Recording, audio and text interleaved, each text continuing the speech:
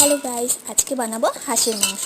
এই দেখো, মাংসটাকে একটু বড় বড় পিস করে কেটে নিয়েছি আর তার মধ্যে নুন, হলুদ আর সামান্য কয়েকটা পেঁয়াজ দিয়ে ম্যারিনেট করে রেখে দিয়েছি। আর একদিকে শিলনোড়াতে করে আদা আর রসুন বেটে নেব। হাঁসের মাংস তাই প্রেশার কুকারে করলে ভালো হবে। আর একদিকে আমি আলুটা ভাজা বসিয়ে দিয়েছি। কড়াইতে তেল দিয়ে আলুটা ভেজে নেব। আর আলুটা মিডিয়াম সাইজে তাই গোটাই রেখেছি। আলুটা আমি ভেজে নিচ্ছি আর একদিকে প্রেসার কুকারে করে মাংসটা কষাচ্ছি।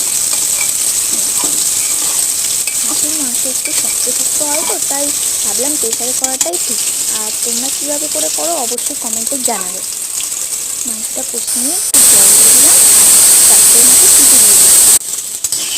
এই দেখো, আলুটা প্রায় ভাজা হয়ে এসছে। এরপর কড়াইতে করে মাংসগুলো সব অল্প অল্প করে দিয়ে দেবো। এই দেখো, প্রেসারের জুসগুলোও দিয়ে দিয়েছি, কড়াইতে করে আলুগুলোও দিয়ে দিলাম আর লাস্টের দিকে একটু মিট মশলা ছড়িয়ে নেব।